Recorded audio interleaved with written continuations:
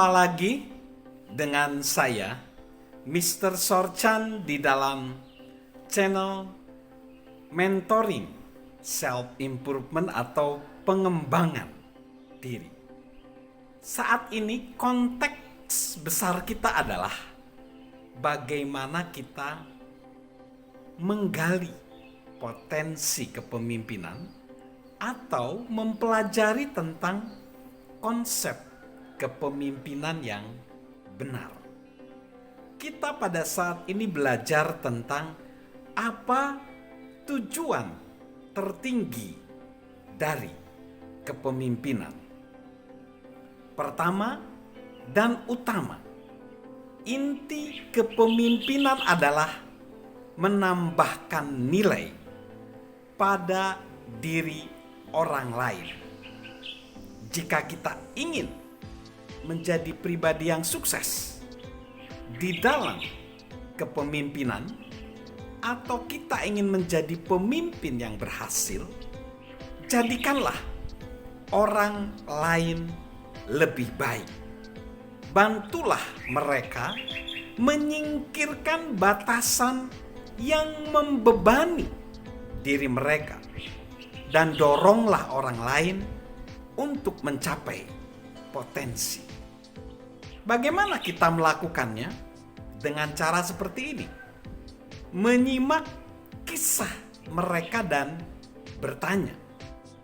Kita tidak akan benar-benar memahami orang lain sebelum kita mendengar kisah hidup mereka.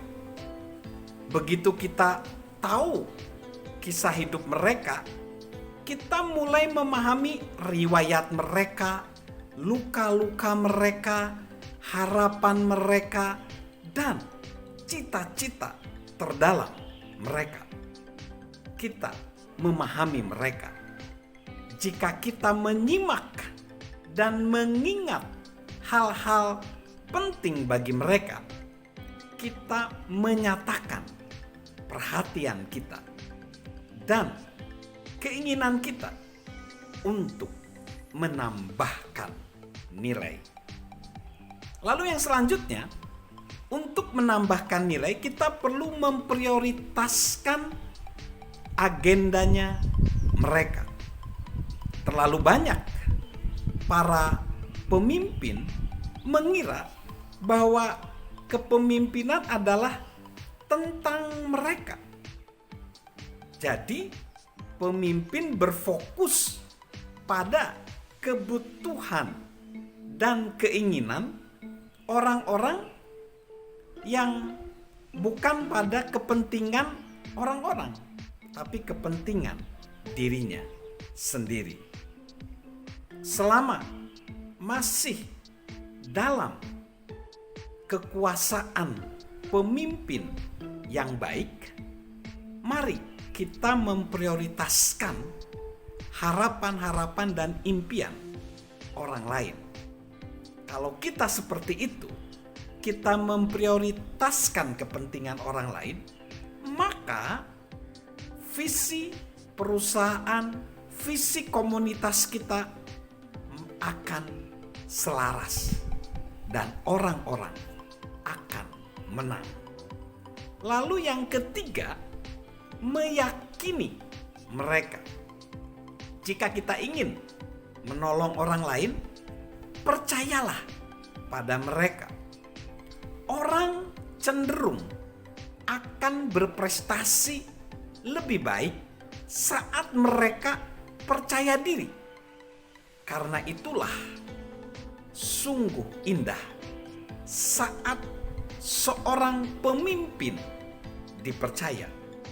Tapi lebih indah lagi kalau sang pemimpin mempercayai pengikutnya.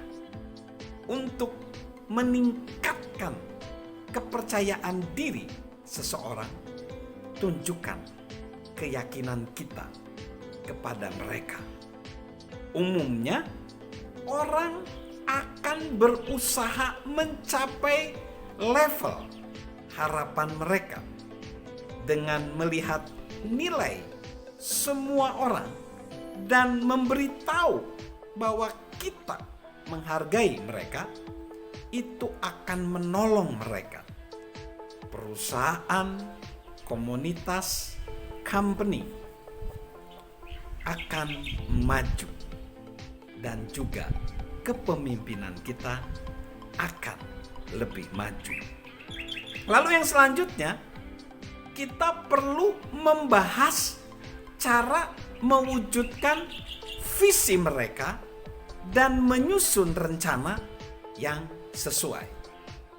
Begitu kita tahu apa yang membuat mereka bersemangat, serta memahami harapan dan impian mereka, kita mampu menambahkan nilai dalam kehidupan mereka secara luar biasa. Ajaklah mereka bicara tentang cara-cara yang bisa menolong mereka mewujudkan visi, sembari mereka bekerja dan menolong perusahaan atau company atau komunitas kita. Lalu bersama-sama susunlah rencana untuk menolong mereka melakukannya. Lalu yang selanjutnya, membantu mereka hingga visi itu terwujud. Berjanji menolong anggota tim akan sangat berbeda dengan benar-benar menindaklanjuti dan menolong mereka menjalani prosesnya. Dengan menindaklanjuti, kita tidak hanya menolong mereka, tetapi kita juga membangun kredibilitas dan membangun pengaruh sebagai pemimpin. Tidak hanya di mata mereka, tapi di semua mata anggota tim kita. Jadi, sahabat Mr. Sorchan, tidak ada ruginya menambah nilai pada hidup orang lain. Tentu kita harus berkorban waktu dan tenaga.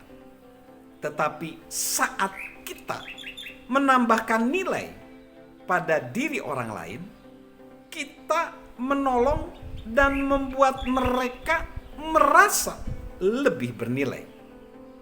Jika kita pemimpin, saat anggota tim kita merasa puas dan punya tujuan, tim kita pun akan terbantu.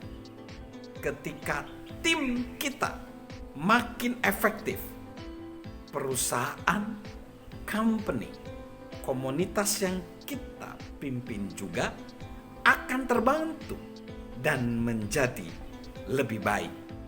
Keseluruhan proses ini akan mendatangkan kepuasan yang mendalam.